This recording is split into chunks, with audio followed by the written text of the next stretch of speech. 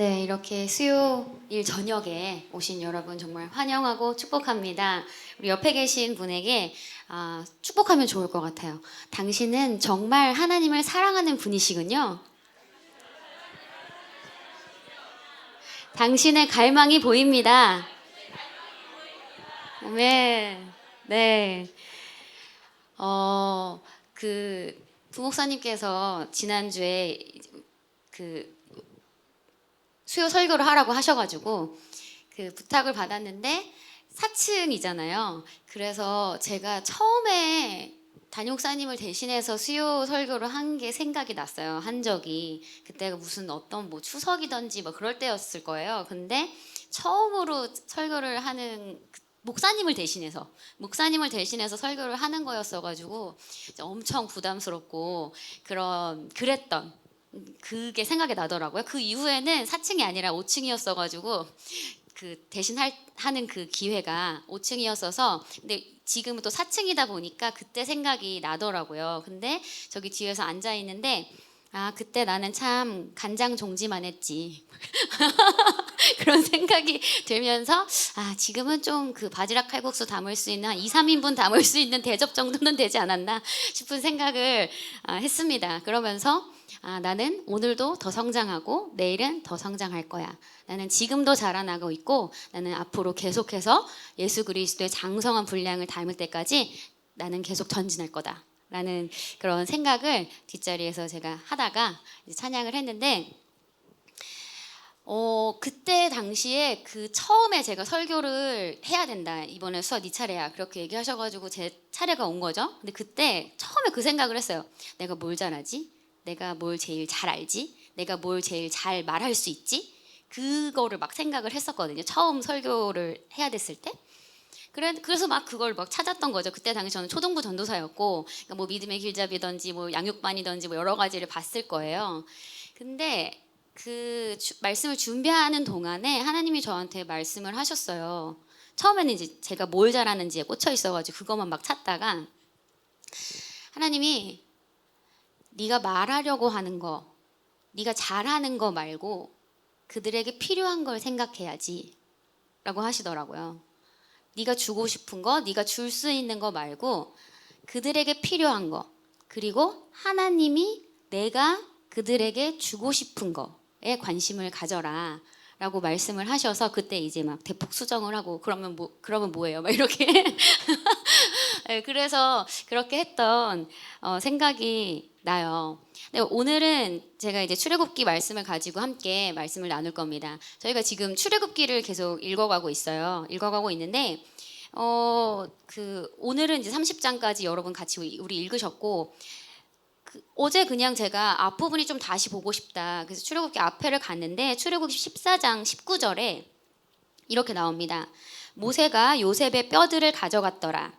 이는 요셉이 이스라엘 자손에게 엄히 맹세하게 하여 이르기를 하나님께서 반드시 너희를 찾아오시리니 너희는 여기에서 내 뼈들을 가지고 올라갈지니라 하였기 때문이더라 라고 되어 있어요.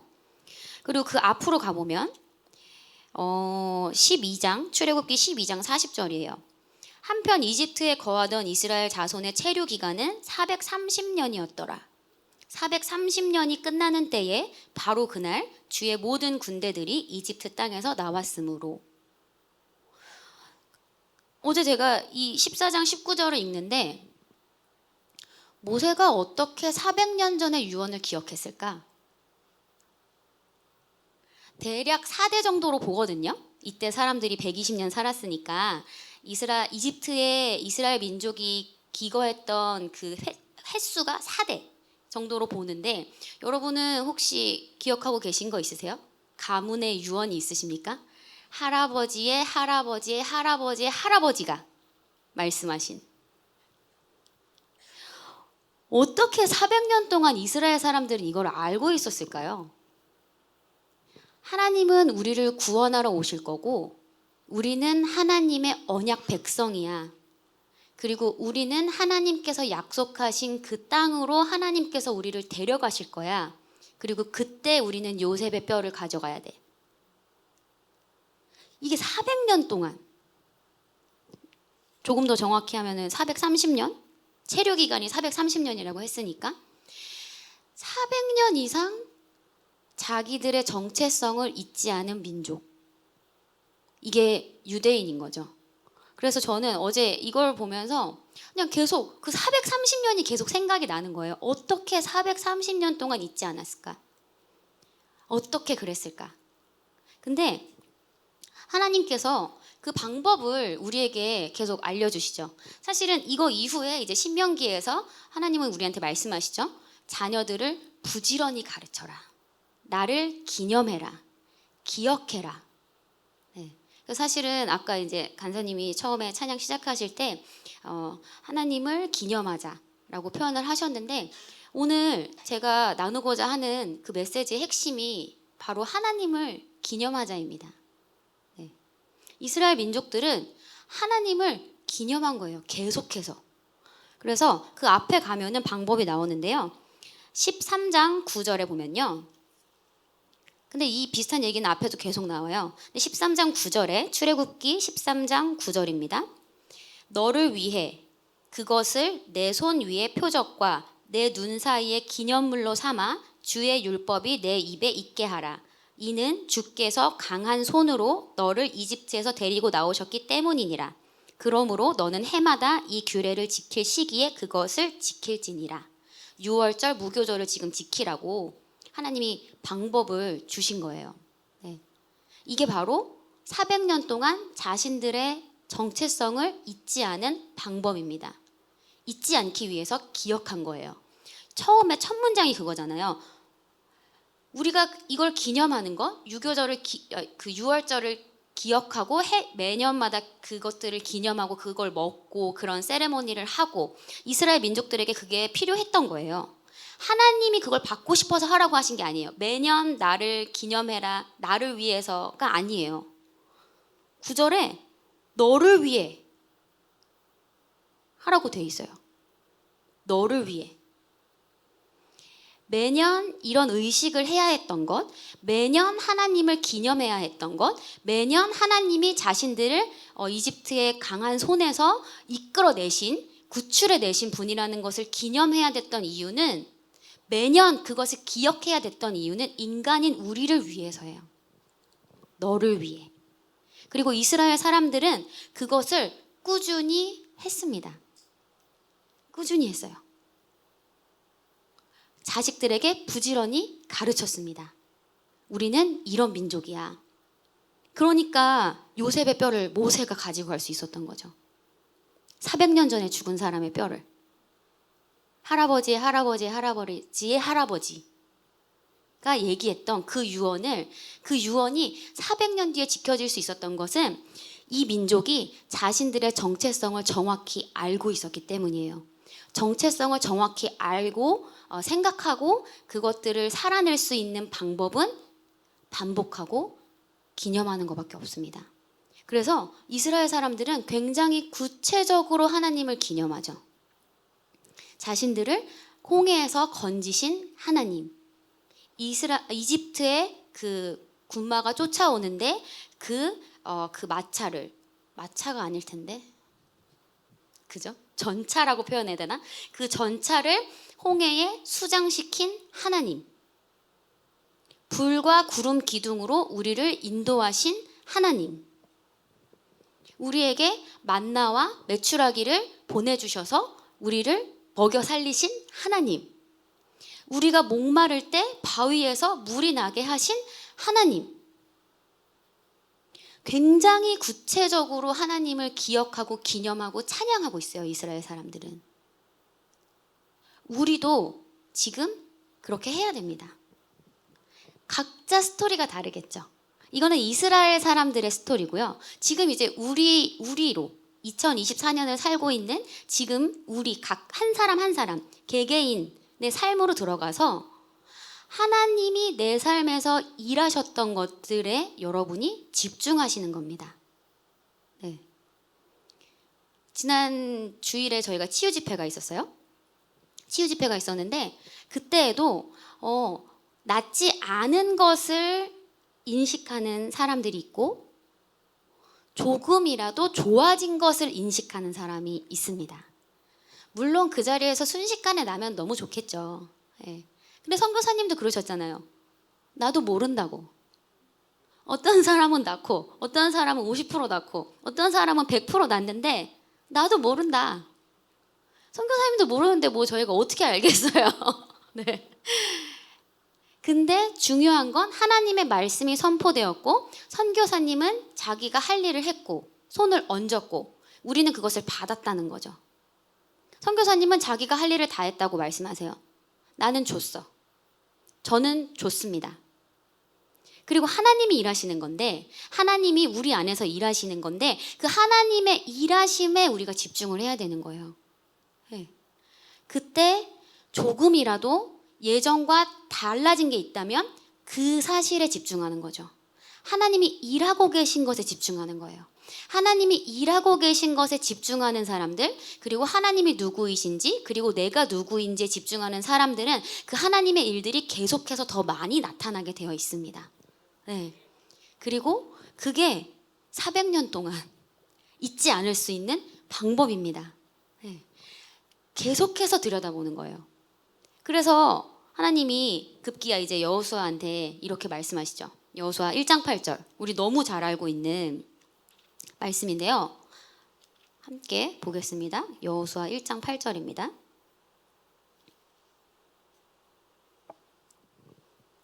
제가 읽을게요. 너는 이 율법책을 내 입에서 떠나지 말게 하고 밤낮으로 그것을 묵상하여 그 안에 기록된 모든 것에 따라 지켜 행하라. 그러면 내가 내 길을 순탄하게 할 것이며 그러면 내가 크게 성공하리라. 네. 부지런히 읊조리라고. 부지런히 하나님의 말씀이 입에서 떠나지 않게 밤낮으로 읊조리라고 말하고 있습니다.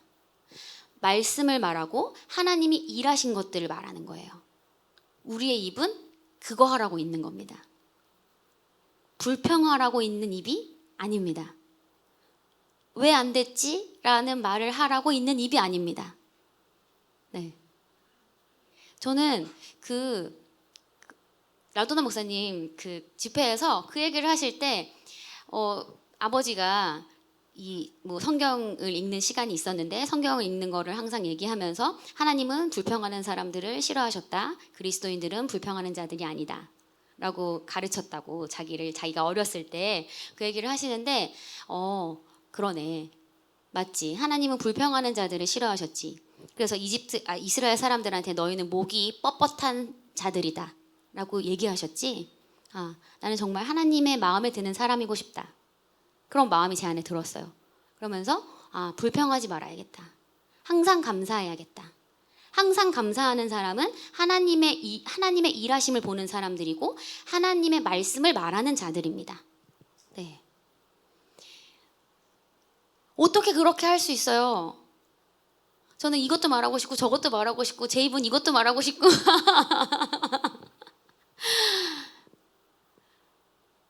24시간 그렇게 말하자고 얘기하는 거죠. 네.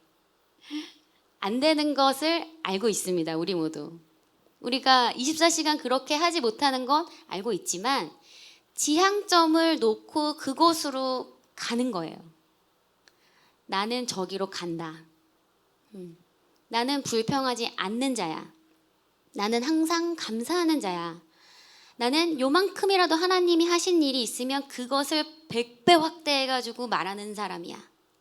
나는 하나님의 일하심을 말하는 자야. 네. 여러분, 이것이 여러분이 주일에 받은 치유를 유지하는 방법입니다. 네. 여러분이 그날 경험하셨잖아요. 그리고 라도나 집회 때도 변화가 있으셨을 거예요. 특별히 아프지 않으셨던 분들, 뭔가 이렇게 몸에 질병이나 증상이 없으셨던 분들은 라도나 집회 때, 라도나 목사님의 그 집회 때 뭔가 생각의 변화 혹은 내가 받은 것들, 그런 것들이 있으셨을 거예요. 변화들이. 그러면 그것을 계속 말하셔야 돼요. 그걸 계속 집중하셔야 돼요. 그거를 놓지 마세요. 계속 붙잡고 있으세요. 붙잡고 있는 방법은 말하는 겁니다. 네. 하나님이 나한테 그렇게 말씀하셨지. 맞아, 나는 이걸 알게 됐지. 스스로 혼자서도 말하시고 혼자 하는 게 이상해 보이잖아요. 그래서 가르치라고 하는 거예요. 다른 사람을 가르치는 겁니다. 나 혼자 말하면 나 혼자 말하는 것보다 여러분이 다른 사람을 가르칠 때 훨씬 더 효과적입니다. 그래서 여러분 우리가 고백을 하잖아요. 고백 기도집을 하죠. 새로운 피조물 고백 기도집이라는 너무나 좋은 그런 재료가 우리에게 주어져서 저희가 그 고백 기도집으로 날마다 고백을 해요. 근데 여러분이 결국 그 고백 기도집은 말씀을 고백하면서 내 생각을 바꾸려고 하는 건데 말씀 고백 기도집을 사용해서 고백하는 것보다 조금 더 효과적인 거는 설교를 녹취하는 거예요. 생각을 바꾸는데 조금 더 효과적인 거는 그 녹취하는 거고요. 녹취하는 것보다 여러분의 생각을 바꾸는데 더 효과적인 것은 다른 사람을 가르치는 겁니다. 그래서 오성현 선교사님도 치유 집회 마지막에 우리 보고 나가서 이제는 가르치라고 하셨죠. 우리 보고 나가서 이제 그 일을 하라고 하셨어요. 여러분이 그날 받은 치유를 유지하는 방법, 그것은 나가서 치유 사역자가 되시는 거예요. 증상이 있을지라도, 아직 20% 남아있을지라도 20% 남은 것에 집중하지 마시고 80% 된 것에 감사하시는 거예요. 네. 그래서 하나님이 하신 일에 우리가 포커스를 맞추고 집중하고 그것을 확대 해석하고 거기에 돋보기를 들여다대고 참 앉아있으면서 그런 생각이 그런 감동이 있었어요. 이 자리에 계신 60 이상 되신 분들 참 감사하다. 우리 권사님들, 우리 집사님들 참 예전에 최순애 목사님이 그런 얘기를 저희 젊은 사역자들한테 하셨었거든요. 70, 80이 되도록 자신의 신앙을 놓지 않고 그 신앙을 지켜온 사람들은 계시의 어떠함과 상관없이 존경받아 마땅하다 라는 말씀을 하셨어요. 네. 얼마나 많은 일들이 있었겠어요? 그죠? 얼마나 말씀과 반대되는 상황들 또 도전적인 상황들이 있었을 텐데 그것들을 정말 말씀으로 계속 하나하나 정복해 나가신 우리 권사님들의 삶, 우리 집사님들의 삶이 너무나 감사하고 그것이 너무나 귀합니다. 그분들은 그만큼 감사할 일이 훨씬 더 많으시겠죠. 아까 이스라엘 사람들이 이만큼 얘기했다면 또 제가 제 삶에서 이만큼 얘기할 수 있다면 우리 권사님들은 조금만큼 얘기하실 수 있잖아요. 하나님 정말 제가 예수 믿고 구원받은 20대 때 구원받은 거 너무 감사하고요. 그리고 그때 만난 그 리더 참 너무 감사하고요. 또 제가 그때 뭐 축농증이 있었는데 그거 치유받은 거 너무 감사하고요. 네. 그래서 오늘은 이제 기도를 하실 텐데 저희가 좀 정말 감사하는 시간들을 가지셨으면 좋겠습니다. 여러분의 인생을 돌아보시면서 여러분의 삶을 하나님을 만났던 사실은 하나님은 여러분 예수님 영접하기 그 이전부터 여러분의 삶에서 일하고 계셨어요. 그래서 그것들을 하나하나 꼬집어서 감사하는 거죠. 하나하나. 하나님을 기념하시는 거예요. 하나님의 이름을 높이시는 거예요. 하나님, 제가 정말 그때 예수님을 영접해서 너무 감사합니다. 제가 이 교회를 만나서 너무 감사합니다. 제가 그 사람을 만나서 너무 감사합니다. 그때도 하나님이 저한테 일하셨죠. 하나님 저한테 그렇게 말씀하신 그날 너무 감사합니다. 하나님이 그렇게 말씀하셔서 제가 너무 자유해졌습니다. 아주 구체적으로 여러분의 삶에서 하나님이 하신 일들을 하나하나 감사하고 또 영으로 기도하고 영으로 찬양하고 영 안에서 감사하고 그런 시간을 저희가 오늘 좀 가지면 좋을 것 같습니다.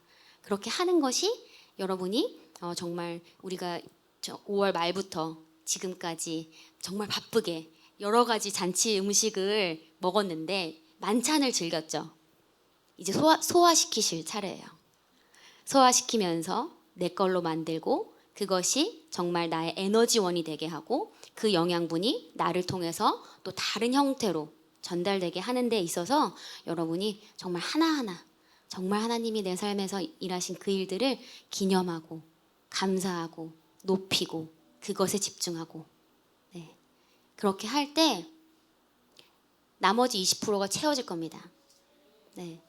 아직 이루어지지 않은 다른 것들이 일어날 거예요. 여러분이 구하지 않았지만 하나님이 역사하실 겁니다. 네. 왜냐면 우리가 그렇게 할 때 하나님을 기념하고 하나님을 높이고 하나님께 집중하고 하나님께 감사할 때 바로 그곳이 성령님이 일하실 수 있는 곳이에요. 네. 바로 그 분위기가 기적이 나타나는 분위기입니다. 바로 그 분위기가 주님이 일하실 수 있는 분위기입니다. 바로 그 분위기가 하나님의 말씀이 역사할 수 있는 분위기입니다. 네.